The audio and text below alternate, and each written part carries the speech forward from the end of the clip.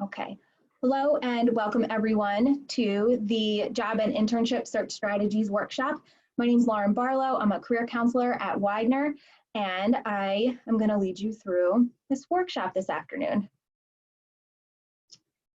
So just as an overview, there are a lot of things that go into a job search process. So it's not just looking online, applying for a job. It's more in depth than that. So we're going to go through the steps in the search process. We're going to talk about how to identify jobs that are right for you and some networking strategies that might be helpful in a job search. Then we're going to make a plan to execute your job search. We're going to discuss how to kind of measure your progress and track your job searching and networking efforts. And at the end, we'll do a little bit of a pep talk about perseverance and persistence, because this is sometimes a very thankless process, but as long as you persist, you will find success. We have some 5 job search statistics that I wanted to share with you. Have more people entering. I'm just going to pause really quickly for those that have recently entered the workshop. Leave your videos off because we are recording right now. And if you have any questions as we kind of run through the workshop, just drop them into the chat box. I'm going to look at the chat box every 5 or 6 slides and read your questions and give you answers as we go. So thank you for coming. All right, so our 5 job search statistics. Our first job search statistic is that 80% of jobs are not posted online, which explains why it is so important to network.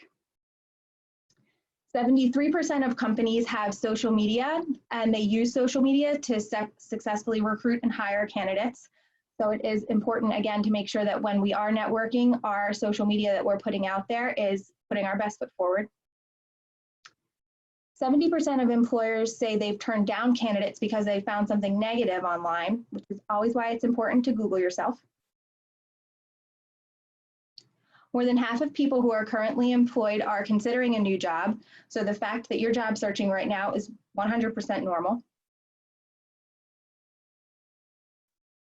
And receiving a referral counts for around 1/3 of external hires. So if you know somebody, if you're connected with somebody that will refer you to a job and speak on your behalf, that is a really positive thing for you to have in your corner. I'm going to check the chat really quick. Okay, we are good. Before we get into our job search steps, just a reminder, this is being recorded, so if you don't want your beautiful face to be on video, you can just turn your camera off. And also, if you have any questions as we start moving through, just drop them into the chat box. I'm going to look at the chat every couple of slides to answer questions. All righty. Oh, I'll look right now. Okay. And here we go. Steps to a job search. So there are 3 steps to a job search, and if you'll notice, apply is the last one. So we start with investigating, so doing a little bit of preliminary searching, figure out what's out there that aligns with us. The written communication, this is just a fancy way of saying your resume, cover letter, and LinkedIn profile.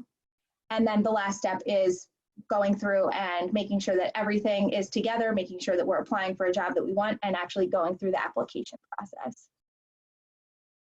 So the investigative stage. I always like to say that this job search process starts with you.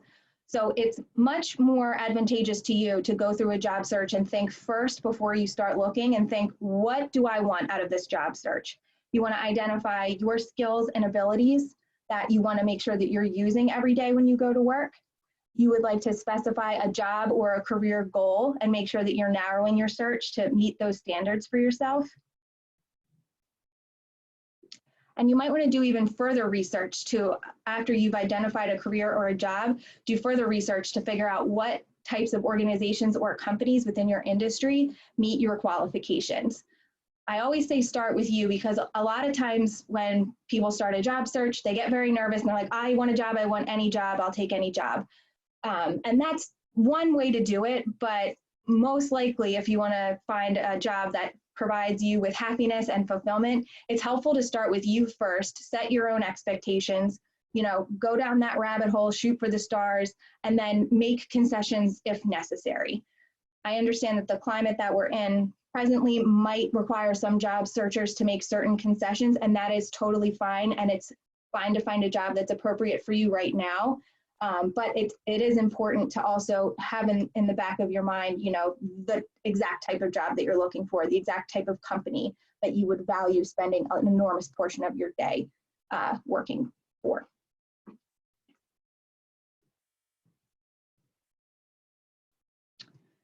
So identifying what you're looking for is helpful. And I do mean write this information down.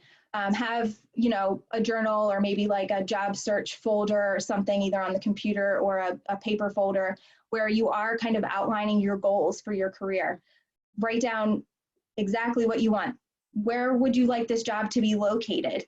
What type of setting would you like it to be in? What type of work environment? Is it remote in normal life?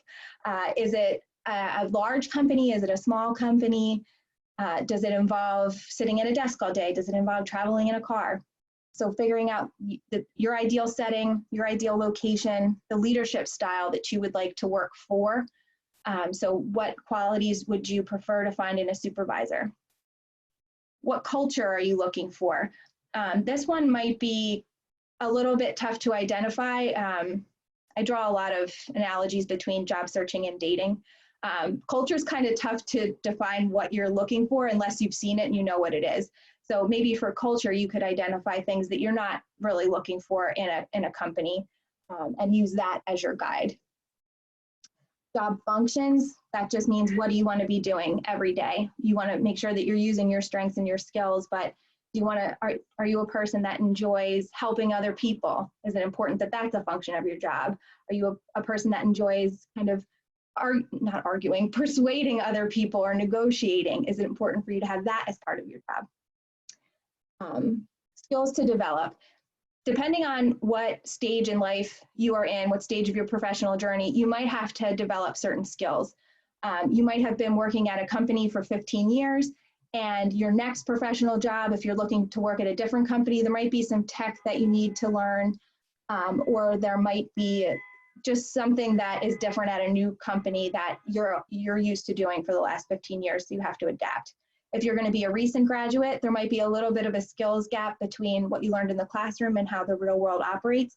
You just want to identify that and make sure that as you're job searching, you're trying to increase your knowledge and understanding of those skills. I'm just checking the chat. Okay. I'm going to keep going. So now we are at the written communication phase. So you have found a job that you want and an employer that you want to work for. You want to make sure that your portfolio is ready to go. And by portfolio, we mean your resume, your CV if that's necessary, and a cover letter. Also any examples of your work, depending on your industry, you might want, that might be part of the application process or it might be part of the interview process. So you want to make sure that you have those documents organized and ready to go. A personal website, if that is something that is also important in your industry, you just want to make sure that you look that over. Update anything that needs to be updated, maybe incorporate some of the newer documents that are in your portfolio onto your website. And the same goes for LinkedIn as well. LinkedIn is kind of an online portfolio. So just making sure that your most recent job is explained to the fullest extent that it can be on LinkedIn. Updating any awards, achievements, any courses that you've taken since maybe your last job search, all of that information can be housed on LinkedIn. And as we learned from the first slide, a lot of recruiters and employers are going to look you up. And most likely they're going to start with LinkedIn just because it's the most professional, it's the most efficient way to learn about someone's professional life. Oh, there's more. References, okay.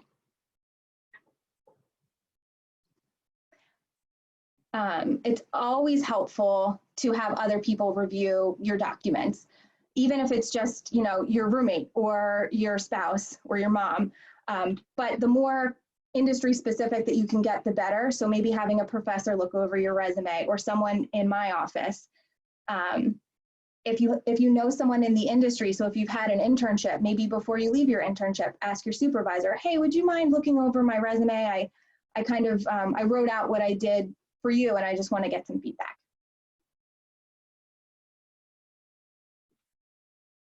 Oops, sorry about that.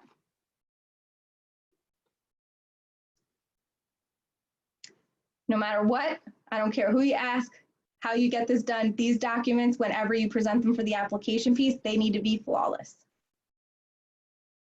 Questions?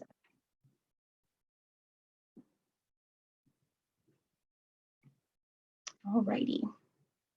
So now we have finally moved to the apply phase, which is there. So there are two ways to apply for a job, just like we learned from the first slide. You can do an online job search and find jobs that are advertised either on a general job search engine like Indeed or on a company's website. You can also network to find jobs that might not be posted. I recommend regularly that you kind of work both of these application avenues at the same time. So, excuse me for just 1 second. My maintenance man is screaming outside.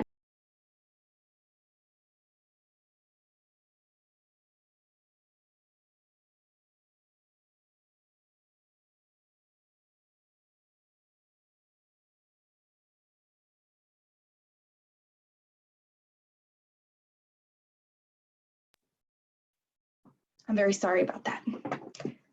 The trials and tribulations of working from home.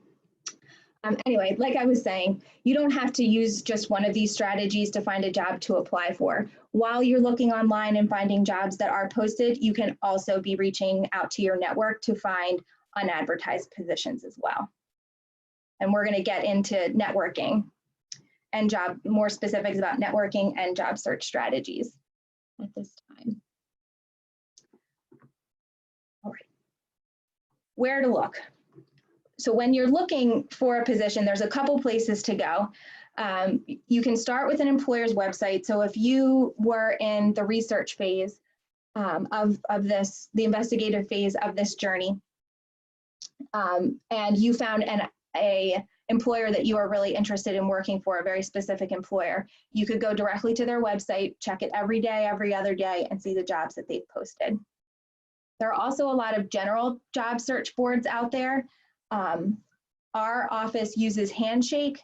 LinkedIn is another one. That these two are my favorite because although they are general and you'll find jobs posted in many different industries, both of these job search engines are specific to your network. So LinkedIn is full of people that you're connected with, and when you look at a job on LinkedIn, you'll be able to see how you're connected to that company or that job.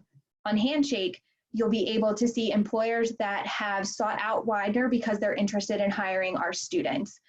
So it kind of takes this large bank of employers that are out there and it narrows it for you based on the reputation of Widener. More general job search engines include Indeed, ZipRecruiter, Idealist. So they don't really narrow in any way. It's just a way for an employer to post a job to get the word out there. USAjobs.gov, these are jobs that this is where the federal government posts its open positions. You can look for jobs at job fairs or career fairs. A lot of career fairs that typically exist are being moved to a virtual platform, but once, normal life, once we enter normal life again, there'll be just the traditional type of job fairs. A lot of colleges, Widener specifically, we have major specific job fairs. So we don't have one large job fair, we have a job fair for business or engineering and the College of Arts and Sciences. A lot of communities have job fairs as well. So you would want to look at your county or your local area to see if there's maybe a community center or a Better Business Bureau.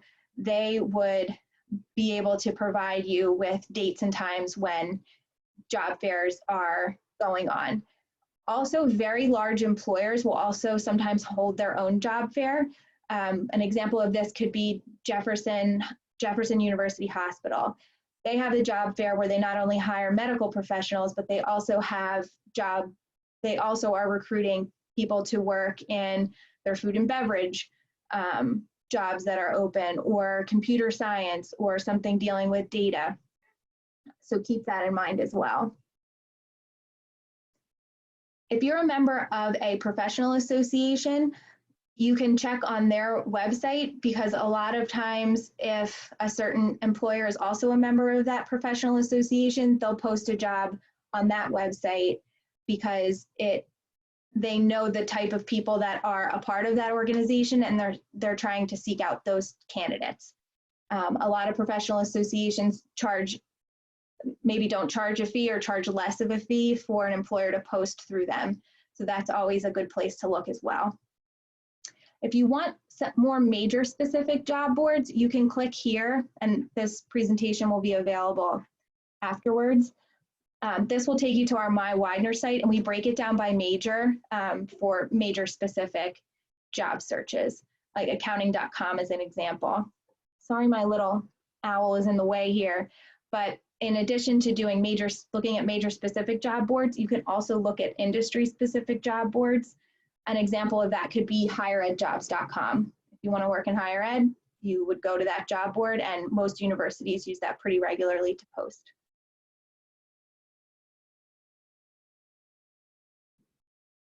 Okay, if you guys have any questions, remember, just throw them in the chat. I just wanted to look at Handshake specifically really quickly, because it is a tool that I use very regularly in my one-on-one meetings with students to help start a job search. So on Handshake, when you log in, it'll take you to your dashboard, and you'll see right at the very top there's jobs, and it'll take you to this page. It looks very similar to any other job search board that you've used, but you could just type in either a job title that you're looking for or an internship title, or you could even type in your major, and jobs where employers are looking for that major will pop up, or if, like in this one, it's engineering intern, job or internship titles with that word in the title will pop up for you. If you're interested in working for a specific employer, like if you know you want to work for Boeing, you can also research employers as well. So the job button is here, employers will be over here, and you could type in engineering, and you could look at the types of employers that are on Handshake that are looking to hire Widener students, and you could learn more about them by just simply clicking on the employer, and it will take you to their employer page on Handshake, which gives you a description of the organization, their external website, and contact information. Right here, this person gives their personal contact information. So this is no doubt the recruiter for CHOP, Children's Hospital of Philadelphia. And so he is wanting students to reach out to him to learn more about positions, which is why his email address is on this website.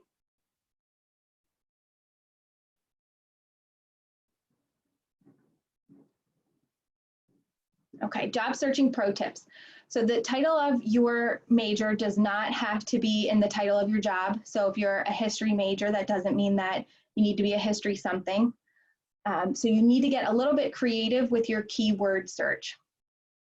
If you aren't sure where to start, so you're not sure what type of job you want, so you're like, what keywords would I even use? I don't know what I want to be at all.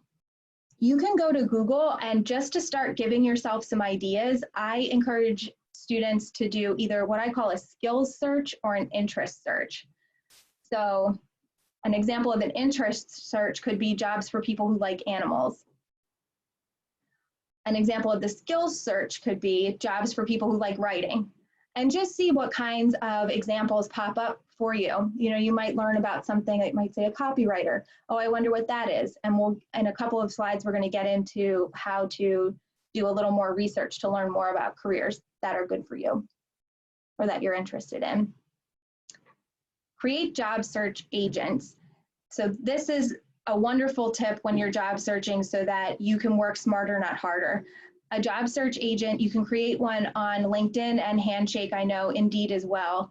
So you could set your specifications for your job search, and then you could tell the system to email you or text you, whatever you prefer, every time a job is posted on that website that meets your specifications. So that prevents you from having to go to Indeed every single day and look at the new jobs that have been posted. You'll just get an email right to your inbox with a list of the jobs that meet your qualifications. This is just a quick example to show that if you have to get creative with your job titles, so understand that maybe one title isn't the universal title for a certain role. So this is an example from hireajobs.com. They typed in counseling jobs here. This was their job search agent. And so as you can see, there are a lot of different titles that pop up for someone that wants to be a counselor. Director of Placement and Outreach, academic advisor. We have an academic advisor here, college success counselor. So if you're only searching counseling jobs and you're not searching college success counselor, you might be missing out on certain jobs because you're only searching one type of title. I use career counselor as an example. That's my title here. At other universities, I've held the title of career coach, career advisor, career specialist. So if I'm only searching career counselor, I'm going to miss out on all of the other jobs posted under the other titles.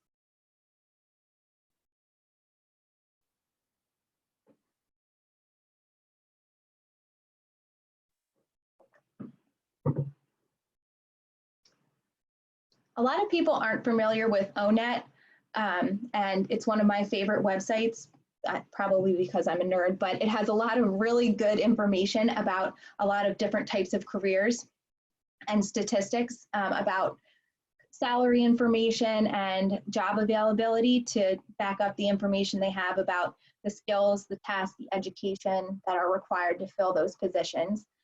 It's a website that is created and maintained by the Bureau of Labor and Statistics, which is a department in the US government that tracks employment in our country.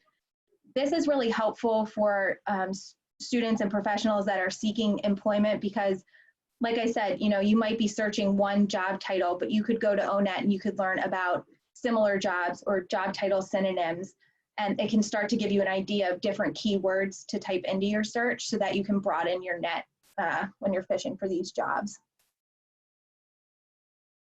LinkedIn is also a wonderful way to learn about certain types of career paths and certain types of jobs.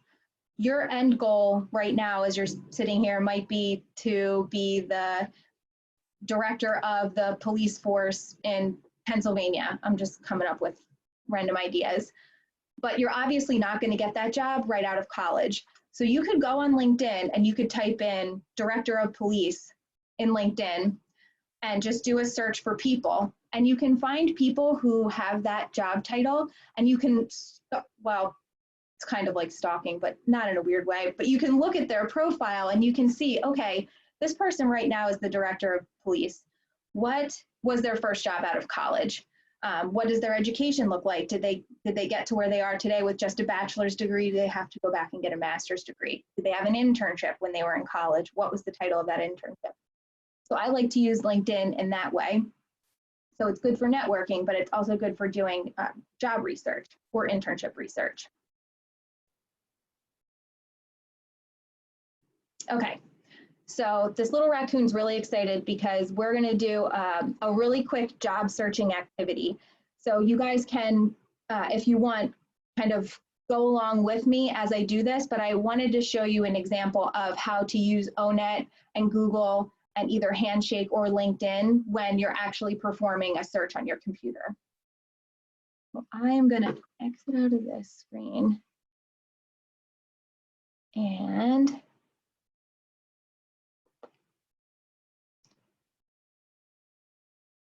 I'm going to go to Google. Oops, ONET.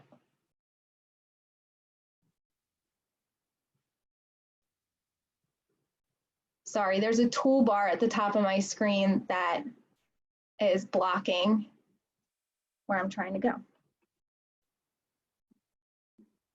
So we're going to start with Google, and imagine that you are someone who you're not really sure kind of where you're going, but you like writing. So we're going to go with the example Hang on, there is a chat question. Oh, that's just my coworker telling me where I can move the toolbar. Thanks, Marisol. No problem. So you're like, I'm not really sure where I want this job search to go, but I know I'm a really good writer.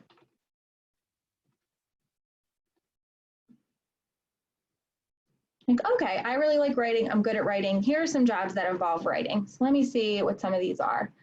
Okay, communications director, speech writer, technical writer, screenwriter. I'm really good at writing, but I'm also a computer science major. So maybe a technical writer would be something that I really enjoy, but I have no clue because I don't know what that is. I have no idea what a technical writer does. Enter ONET. So this is the website that was created by the Bureau of Labor and Statistics. Admittedly, it's not the most beautiful format, but it does get the job done. So I'm going to go up here and I'm going to type in technical writer. Oh, nice. Okay. So this is sometimes the job titles don't match exactly in ONET, but this one is spot on. So we can click here, technical writer. And this is the really not pretty part, but again, very good information. You can scroll down and this just goes on and on about abilities that you need to be a technical writer, skills, activities that you would do at work. It explains the type of education that you would need. Work styles, and then down here it has related occupations. So these are occupations that aren't a technical writer, but are very similar to a technical writer. All the way at the top, it gives you sample of reported job titles. So these are job titles that are synonyms with a technical writer. So when you're conducting your job search, you should not only search for technical writer, but you should also search for technical communicator, senior technical writer, requirements analyst, who knew? And then the last site I'm going to show you is LinkedIn.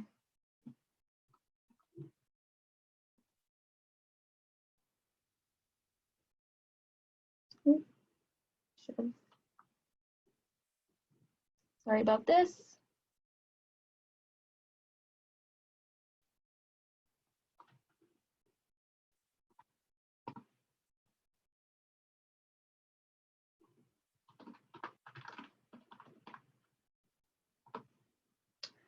Okay, I'm going to show you on Handshake. I apparently forgot my password. So this is Handshake's platform. If you go to jobs up here, and we can search for technical writer in Philadelphia. And so then this shows you, oh, okay, technical writer might be something that I can pursue in this area. And this might be a job of interest for you. How are you guys doing out there? See, I still have all of you. That's a good thing. Any questions or anything before we get into networking?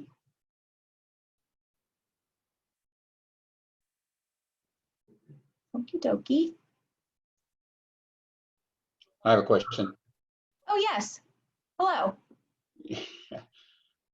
This is Jack Leistring. You have, in developing your resumes, has there been any changes in the type or design of the resume? In other words, are we still looking at a standard, what I call a standard resume, or more of a functional resume? I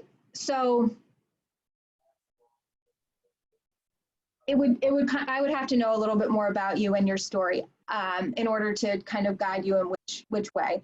But what I've found is that a standard resume, so a chronological resume, is typically what human resources professionals prefer, because if you're having a functional resume and you're just listing skills in certain categories, it does leave the reader to wonder, like, how long did you do this? Where did you do this? How often did you do this? So the way to kind of get around that is a bit of a hybrid. So you start at the top with kind of a professional summary where you might outline some of those overarching skills that you've developed throughout the course of your career, and then get into the chronological resume where you have your most recent professional experience highlighting achievements in that role, and then go down. Okay, so a hybrid sometimes can work just as well. Yes, sir. Okay, thank you. No problem. Anybody else? That was a really good question. Okay. Here we go. So 85% of jobs are found through networking. Let's make you guys one of those 85%. So what is the purpose of networking? The purpose of networking is to create a mutually beneficial relationship that helps you and the other person learn more. So you might be learning more about a particular job or industry, and they might just be learning more about you and maybe why you're interested in talking to them. You want to gather a list of contacts. So as you're thinking about networking, start thinking to yourself, who might be helpful for me to reach out to, and start making a list, literally in Excel. Some of the people in your initial list you might not reach out to, and some you might, but it's helpful to start identifying people that are either directly related to your end goal or might be loose ties and could be helpful moving forward in the future. Once you've established these connections, which we're going to get into some strategies to growing your network in a minute, you want to try and stay in contact with these individuals so that you're nurturing the network that you have, and you're learning ways to grow your network in ways that it might need to grow. So you might be thinking, I don't really know a lot of people. Who can I connect with? Here's a good list to start off with. So professors, previous or current supervisors, alumni, relatives, neighbors, like your grandmom's in your network. You never know what grandmom knows. People who you meet in your field. So you might have guest speakers come to campus, or you might be going out and talking to clients if you're in a professional role, or you might be going to conferences. You could meet people that way that are already in your field of interest in your industry.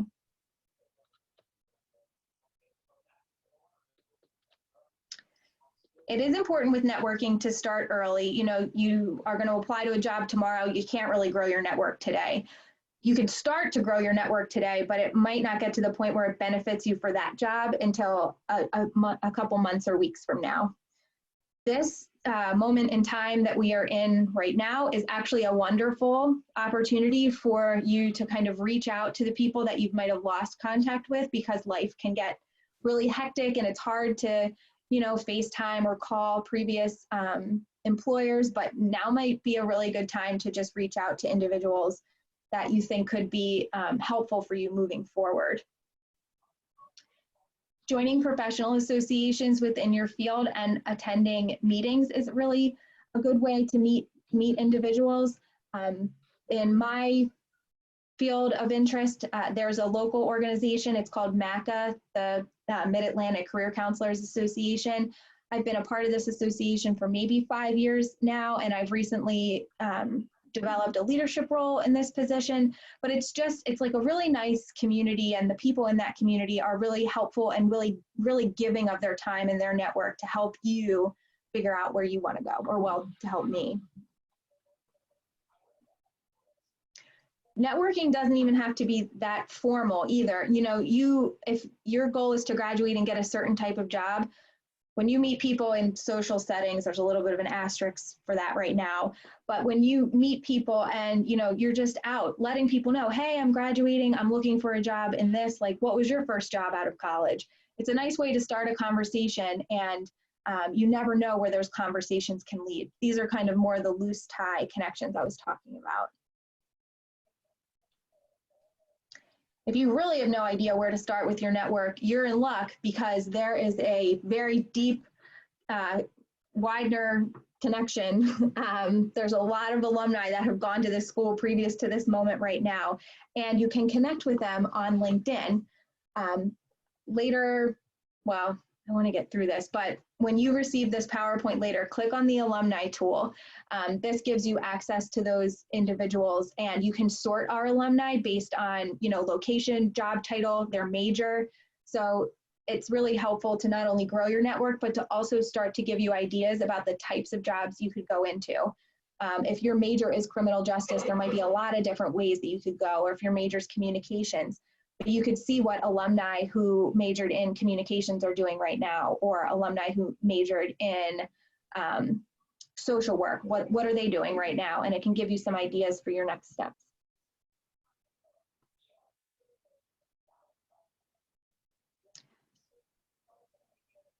Networking resources that we provide on campus, you know, in other semesters.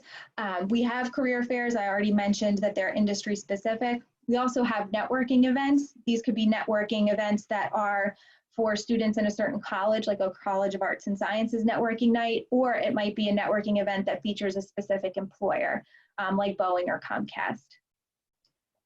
We have a Mock Madness week. Even if you're not preparing for an interview, you can sign up for Mock Madness and you'll be paired with an employer in your industry of interest. And you could just go through the interview, try your best, and then make a connection with that individual and learn a little bit more about them and their work through that. Campus Philly also has a lot of wonderful resources and events for students to grow their network and meet other students, but also young professionals. Your professor might have a really nice network themselves. A lot of our professors here did have jobs in industry before becoming a professor, before coming back to academia. So if you're interested in working in a certain area, talk to one of your professors and just say, hey, you know, I'm interested in computer programming and I want to work for a really big company. Do you happen to know anybody that might be doing just that so I could learn from them? That could be a good place to start.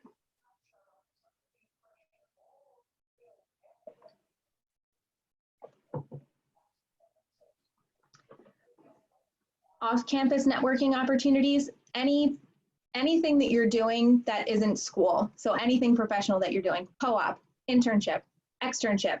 Our externship program is called Widener Works. You're growing your network just simply by going to these opportunities every day. You're meeting new coworkers, you're meeting people from other departments, different clients. When you're making your list of individuals that you want to include in your network, make sure that you include these people and their contact information in your list. A lot of employers do have, like, sponsor their own networking events. So if you're following an employer on social media, maybe their Twitter, definitely their LinkedIn, that should be something that you guys do right after this. Go to LinkedIn, follow every employer that you're interested in. Your newsfeed will be populated with their content, and you could learn if they are having a networking event at their facility in the upcoming days or months. Some of those might be virtual now. And a lot of employers are adopting that. They're having the same event, but they're making it virtual. Attending conferences or attending webinars. Sometimes it's hard. It would be hard to have a conversation on a webinar, but a lot of times you can see the list of participants afterwards, and that could be a good person. You could learn from that of people to reach out to.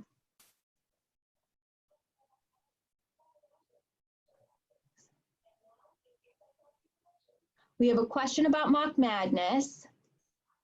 And the question is, at Mock Madness, do the employers give you feedback about your interview and how to improve? The answer to that is yes. That's kind of the point of Mock Madness. I was saying you could also strategically use it as a way to grow your network. So it's kind of like you benefit twice. You get feedback on how well you're delivering your interview answers, and you could also grow your network by staying in contact with your interviewer after the mock interview. Great question, thank you.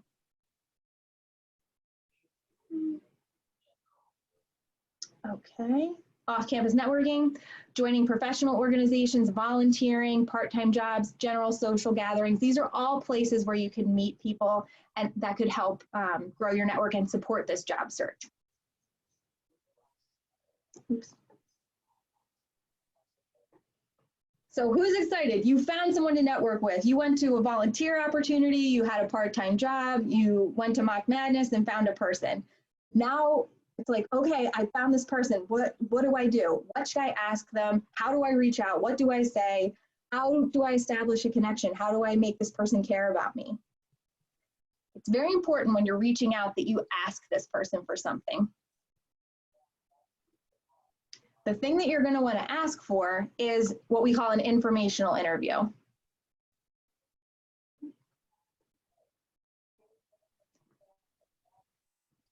Oops, sorry. An informational interview is this says 20 to 30, it could be like 15 to 30-minute conversation with a person, most now on the phone, or in person, where you have a prepared list of questions that you would like to ask this person about themselves, their professional journey, and maybe how they broke into a certain industry, or or what it is like to work in a certain industry.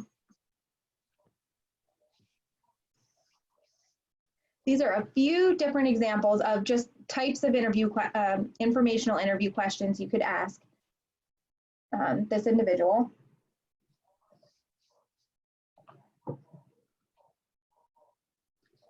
So do you have any advice on courses I should take that would make me more marketable? What graduate degree or special certification should I pursue? My favorite question to ask at the very end of an informational interview is always, do you know anyone else I should talk to about my future plans in this field? This is a wonderful question because this is how you can grow your network in a field of interest.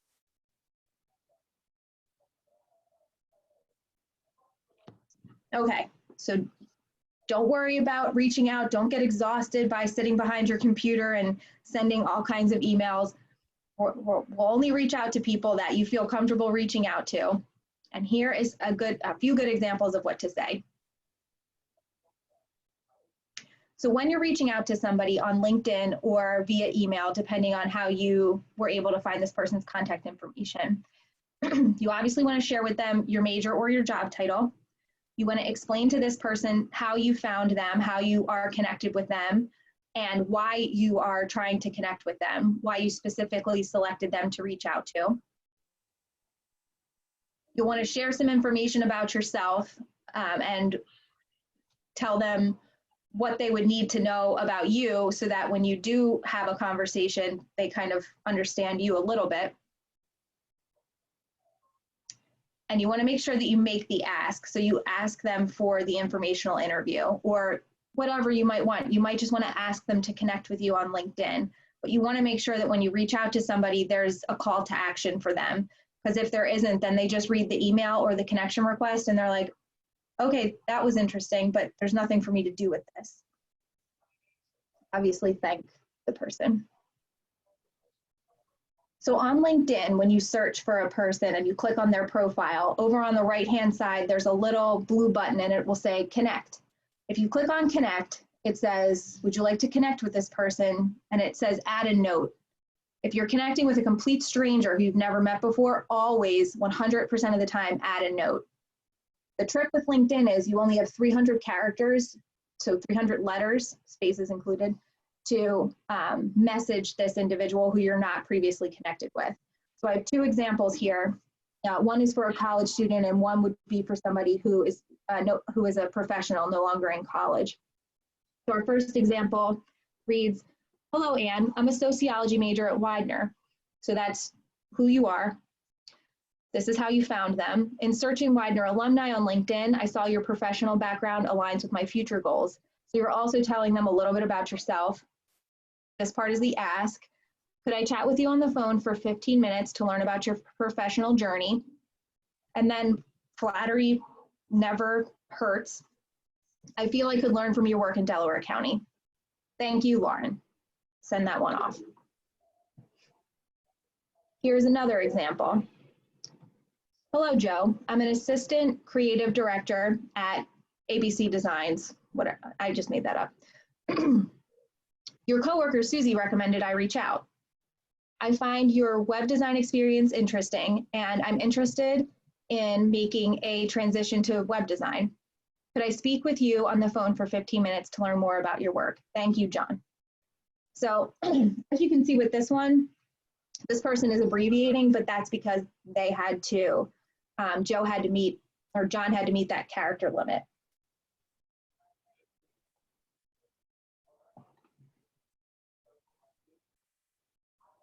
you guys can read through this one. It's a little more detailed, but if you have someone's email, obviously you don't have the 300 letter character limit. And so you can give a little bit more detail about yourself, a little bit more of a reason why you're reaching out to that person, why you think their work is cool. You just have more space to do that, which is awesome. So we just covered networking and reaching out online. So now we're going to talk about reaching out and networking in person. So this is if you meet somebody at a job fair, a networking event, or if you're out, just out and about in social gatherings. The elevator pitch is a great way to introduce yourself to a person who might not otherwise get to know you. So an elevator pitch, again, it's an introduction of you.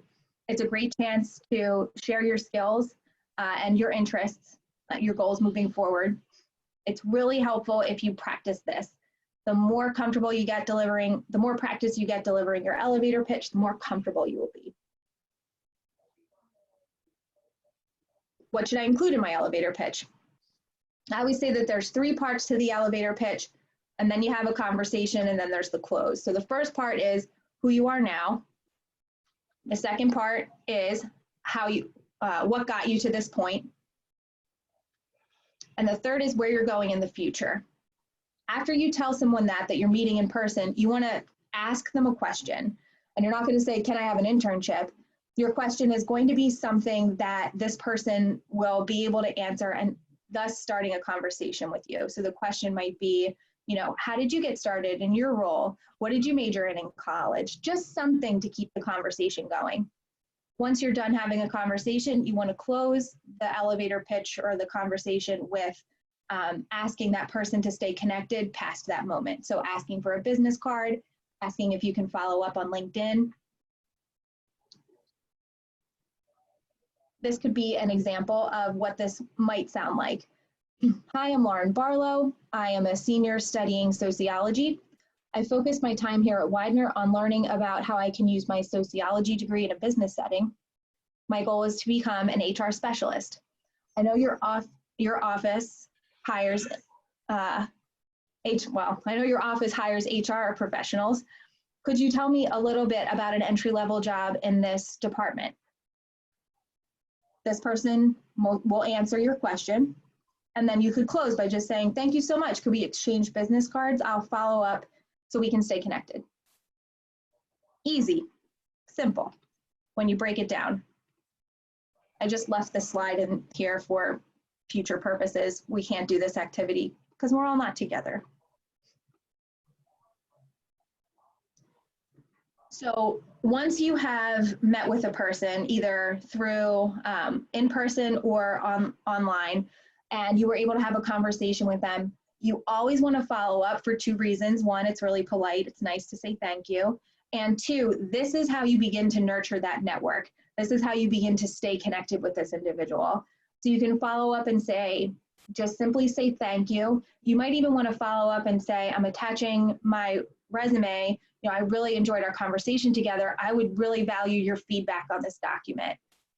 Then that person, 1, has your resume, so if they want to send it along, they can do that super easily. And 2, you're probably going to get some really insightful and helpful comments from this individual about how to improve your resume. Does anybody have any questions? You guys are really quiet.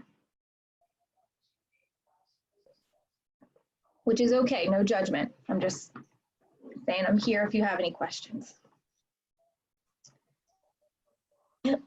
When you're reaching out and you're sending this thank you email, you want to let your connection know that you learned something from them and you really feel like you benefited from their knowledge. This is letting them, it'll probably make them feel really flattered that they were able to help you.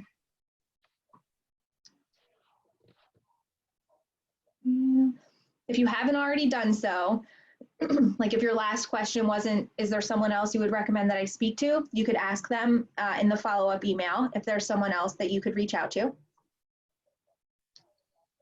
I already mentioned this, but following up with your resume is really helpful for you, for the insight and for the job application piece. So let's say that you sent this thank you letter and maybe 2 or 3 months from now, you saw that this person that you connected with put something on LinkedIn that you really found valuable, or you found an article, or you found a news report or something that made you think of that person. You have their email. It is totally appropriate to follow up afterwards to be like, hey, you know, I found this, I found this article on maintaining a positive attitude, and I know you talked about that that's how you kind of get through your days at work, and I wanted to share this with you. And you just kind of sprinkle that in. This is why you have to start early with nurturing your network, because it will take a little while for you to get to a point where you could ask that person and say, you know, hey, I'm thinking about transitioning to a new job. You know, I really value learning something about your company. Would you please keep me in mind or let me know if any opportunities become available? Or, hey, I'm recently graduating. You know, I've really enjoyed getting to know you over the course of these years. Could you let me know if anything, any entry-level positions open up in your company?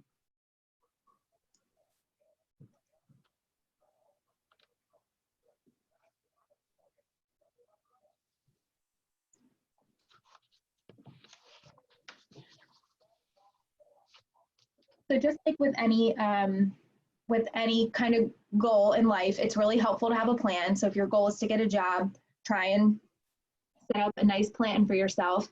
So you want to have a big goal of getting a job, but you want to make sure that you're setting little goals along the way that will help you make sure that when you get to the point where you're going to reach your goal, you're prepared. So that could be, you know, a small step could be updating your resume. Another small step could be bringing your resume to the career office. Another step could be showing your resume to your professor. So just like little steps that are going to help you get to your end goal. You're going to have to dedicate time to your job search. So it might be something that you do every day or every other day, but try, and if you're a calendar person, try and include time for you to dedicate solely and like undistracted time to applying for jobs and preparing yourself for your job search. We always say cast a wide net. The more applications you throw out, the more opportunities. I would say cast a wide net, but again, make sure that these jobs are jobs you actually want. So they're fitting the skills and strengths and values that you are looking for in a position.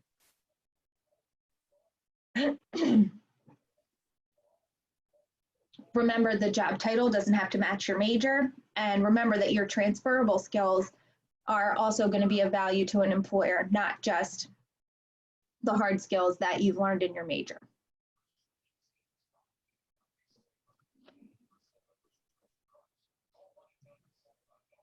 These are both just examples of Excel spreadsheets that you could use to track your networking conversations and your intended networking conversations and your job applications. The job application tracking is extremely important in any job search, but especially during times like these. You might be applying for a job today or tomorrow, and you might not hear back from a hiring manager until like maybe 2 months from now. So you just want to make sure that you have a list, so when a hiring manager does get back to you, you don't have to scramble and think like, oh my God, what was that job? What resume did I submit? You know, why did I want that job? So keeping track in Excel is really helpful.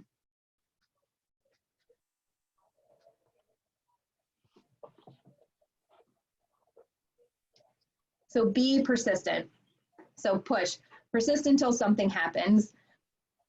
I've been saying this more than ever recently. If you're seeing a job that is posted, apply. Keep doing that, keep applying. Do not stop until you have an offer letter in your hand.